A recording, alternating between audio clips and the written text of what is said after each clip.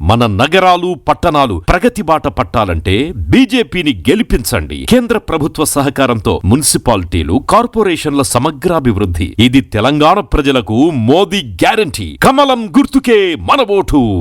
Save Telangana.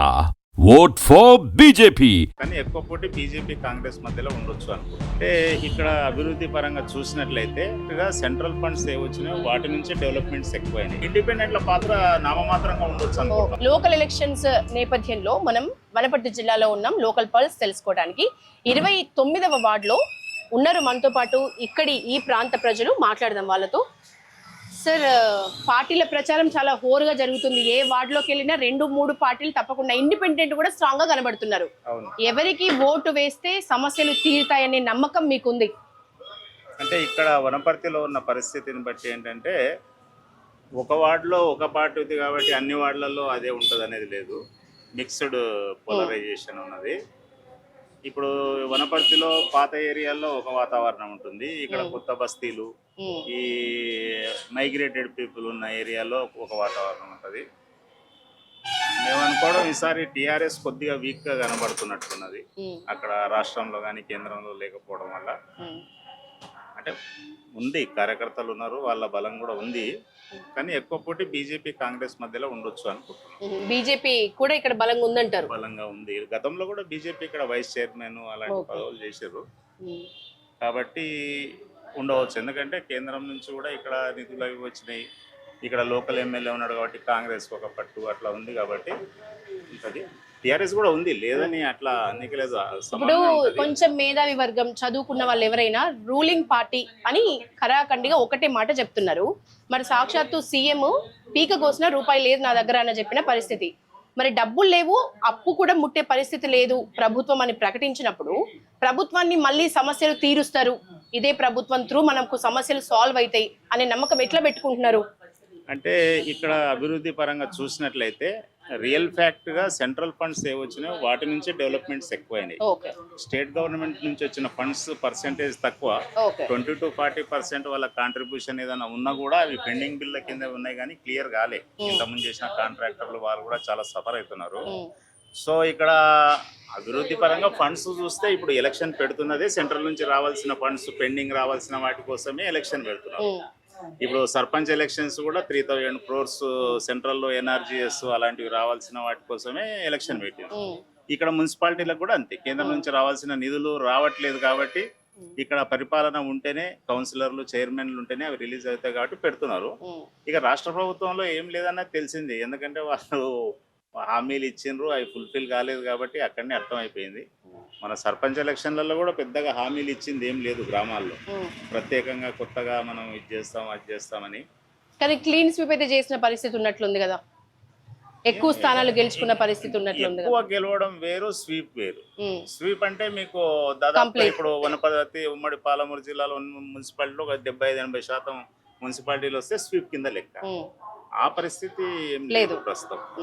ఇక్కడ కాదు, అక్కడ ఎక్కడ కూడా లేదు, రేపు రాబోయే జిహెచ్ఎంసీలో కూడా ఉండదు. ఎందుకంత మొన్న జరిగిన సర్పంచ్ ఎలక్షన్ లో కూడా మిక్స్డ్ గానే వచ్చినాయి ఫలితాలు. టీఆర్ఎస్ కూడా బాగానే పొట్టాపొట్టిగానే వచ్చింది, బీజేపీ కూడా అక్కడ వార్డు మెంబర్లు అవి బలపడ్డాయి. ఇండిపెండెంట్ల పాత్ర నామమాత్రంగా ఉండొచ్చు అనుకుంటున్నాం. ఎక్కడో ఒక చోట రెబల్స్ గా ఉన్న వాళ్ళు, సీట్ రాక ఉన్న వాళ్ళు ఓటింగ్ రావచ్చు, కానీ విజయం దాకా వాళ్ళది ఉంటే 1-6 చెప్పలేం. కానీ ఇక్కడ ఏది రెబల్స్ కానీ ఇండిపెండెంట్ల ప్రాధాన్యత ఉండదు. ప్రత్యేకించి వనపర్తి ఎడ్యుకేషన్ హబ్ కింద ఉంటుంది. ఎడ్యుకేషన్ హబ్ అని మీరు ఇందాక అన్నారు, మంచి మాట. కానీ స్కిల్ డెవలప్మెంట్ దృష్ట్యా చూస్తే నిరుద్యోగులు ఎక్కువగా ఉన్నారు, స్కిల్ లేని యువకులు ఎక్కువగా ఉన్నారు. ముఖ్యంగా యువతకి మంచి మంచి ఉపాధి అవకాశాలు అయితే ఈ జిల్లాలో లేవు. మరి చూస్తేనేమో ఇటు పక్కకు వచ్చి పెద్ద పెద్ద కాలేజీలు వచ్చినాయి, వనపర్తి రూపురేఖలు మొత్తం మార్చేసే కాలేజీలు వచ్చినాయి మీ జిల్లాకి. కానీ ఈ పరిస్థితి ఎందుకు ఉంది అంటే ఇప్పుడు ఈ వచ్చినాయన్నీ జేఎన్టీయూ కానివ్వండి, మెడికల్ కాలేజ్ ఇలాంటివన్నీ కూడా అంటే పాలిటెక్నిక్ ఫ్రమ్ ద బిగినింగ్ ఉంది. ఇక్కడ నుంచి చదివిన వాళ్ళు చీఫ్ ఇంజనీర్ లెవెల్కి వెళ్ళిపోయి రిటైర్ అయ్యారు. ఇప్పుడు ఈ 4-5 ఏళ్ళు అయింది కాబట్టి ఇప్పుడే ఫ్రెషర్ బ్యాచెస్ వస్తున్నాయి.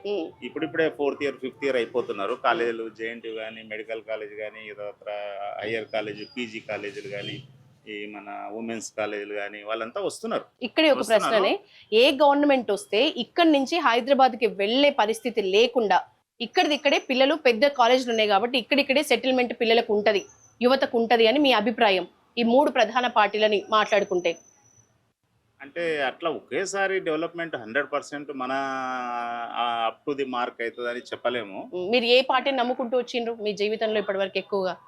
పార్టీలు ఇప్పుడు మీరు ఇంటర్వ్యూ తీసుకుంటున్నారు కాబట్టి యాజ్ ఏ కామన్ సిటిజన్ గానే మాట్లాడతాను నేను. ఆ, ఇంటికి పోయిన తర్వాత పార్టీ ఓటు అది ఆ, మీరు అట్లా కాబట్టి ఇక్కడ అంటే ఎడ్యుకేషన్ హబ్ గా ఉంది. ఇప్పుడు విద్యావంతులు వచ్చిండ్రు, తర్వాత పీజీలకు ఇప్పుడు ఇక్కడ వీళ్ళ అబ్బాయి ఎండి చిల్డ్రన్ స్పెషలిస్ట్కి వెళ్ళిండు, వాళ్ళ అబ్బాయిలు అట్లా స్టేట్స్ వెళ్ళిండ్రు, వెళ్తున్నారు.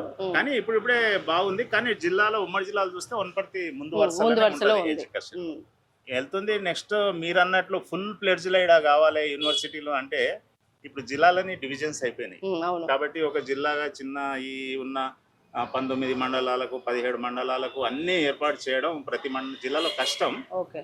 కాబట్టి అవుతుంది. కానీ ఇప్పటికైతే బాగానే ఉంది విద్యాపరంగా, చిన్నప్పటి నుంచి బాగానే ఉంది, ఇప్పుడు కూడా బాగానే ఉంది.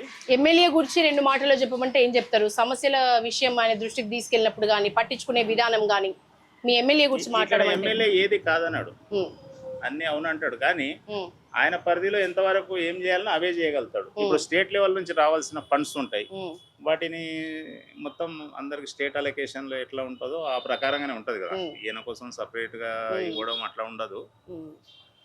యాజ్ ఏ మ్యాన్ గా, కామన్ మ్యాన్ గా తిరుగుతున్నాడు. 33 వార్డుల్లో ఎక్కువగా ఏ పార్టీ గెలుచుకుంటుందని మీ అంచనా? ఇప్పుడే సమయం తక్కువ ఉంది, బాగానే ఉంది అన్ని పార్టీలకు. సరే రూలింగ్ అన్నట్లు సర్పంచులలో ఎట్లా ఉందో మిక్స్డ్ ఫలితాలే ఉండొచ్చు. వన్ సైడ్ స్వీప్ అయితే లేదు, ఎక్కడ స్వీప్ లేదు. ఇంకొకటి ఏంటంటే ఈసారి కనుక చూస్తే యూత్ ఎక్కువ నిలబడ్డారు. ఐదర్ ఉమెన్స్ కావచ్చు, మగవాళ్ళు పిల్లలు కావచ్చు. ఎక్కువ పెద్ద వయసు వాళ్ళు చాలా తక్కువ ఉన్నారు, యువతనే ఉంది. కాబట్టి మరి యువత మహిళల ఓట్లు ఎటు మొగ్గు చూపుతాయి అన్నది చూడాలి.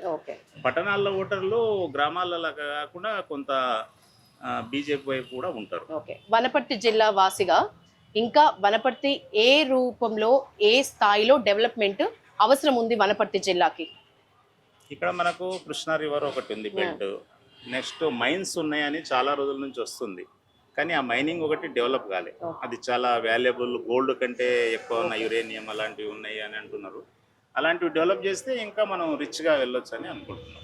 మహబూబ్నగర్ జిల్లాలో ఎడ్యుకేషన్ ఎలాగా ఉంది, దానికి సంబంధించి ఇండస్ట్రియల్ కూడా కారిడార్ చేసుకోవచ్చు. బెల్ట్ ఉంది, వాటర్ సోర్సెస్ ఉన్నాయి, కృష్ణా రివర్ బెల్ట్ ఉంది వనపర్తి జిల్లాకు, ఉమ్మడి పాలమూరు జిల్లాకు. కాబట్టి అట్లా చేసుకోవచ్చు. మీరు ఈ వృత్తియేనా ఎన్నేళ్ల నుంచి? దాదాపు 30 ఏళ్ళు ఈ వృత్తి చేస్తూ కొడుకుల్ని అంత పెద్ద చదువులు ఎట్లా సాధ్యమైంది? నా వృత్తి పైన డెవలప్మెంట్ కావడం చేయడం కూర్చొని. ఎక్కడెక్కడ చదివిపించిండ్రు పిల్లల్ని? బాబు 10th క్లాస్ గుట్ల పడసల చిట్టాల, ఇంటర్మీడియట్ శ్రీ చైతన్య పిజాజ్ కూడా, ఎంబీబీఎస్ మామూలు గవర్నమెంట్. ఇప్పుడు చిన్నపిల్లల స్పెషలిస్ట్ గా అనంతపురం వచ్చేది.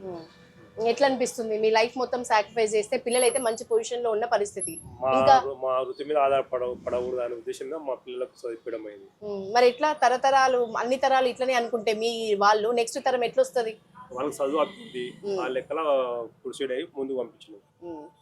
ఫుల్ ఫ్లెడ్జ్ గా సాటిస్ఫాక్షన్ తో ఉన్నారా? గ్రేట్. ఒక ఫాదర్ అంటే వృత్తిని నమ్ముకొని జీవించినా కూడా పిల్లలు అదే వృత్తిలో ఇట్లనే కన్మరుగైపోకుండా ఉన్నత చదువులు చదివి ఇప్పుడున్న టెక్నాలజీ పరంగా ఇప్పుడున్న అన్ని యూజ్ చేసుకుని ఒక మంచి స్థాయిలో ఉండాలనుకునే ఒక తండ్రిని చూసాము. అట్లనే ఎంతో మేధో సంపత్తి ఉండి ఈ జిల్లా మీద పూర్తి అవగాహన ఉన్న ఒక గ్రామస్తుడి నుంచి ఒక మంచి నాలెడ్జ్ ఉన్న ఒక పర్సన్తో మాట్లాడినాం. ఓవరాల్గా చెప్తున్నది ఒకటే, ఏ మంత్రి అయినా ఏ ఎమ్మెల్యే అయినా తనకున్న పరిధిలోనే అభివృద్ధి చేస్తారు, అంతకుమించి చేయలేరు. కాబట్టి మనం ఆచితూచి ఓటు వేయాలి. ఉన్న సమస్యల్ని తీర్చగలిగే వాళ్ళు ఎవరో తెలుసుకొని వాళ్ళకి ఓటు వేయాలి. ఓటు మాత్రం తప్పకుండా వినియోగించుకోవాలి. ఎవరు ఇష్టం లేకపోతే అట్లీస్ట్ నోటాకైనా ఓటు వేయాలి. దాని ద్వారా కూడా ఎంతమంది ఒక అసంతృప్తి ఫీల్తో ఉన్నారు రాజకీయ నేతల మీద అనేది కూడా మనకు తెలిసే అవకాశం ఉంటుంది.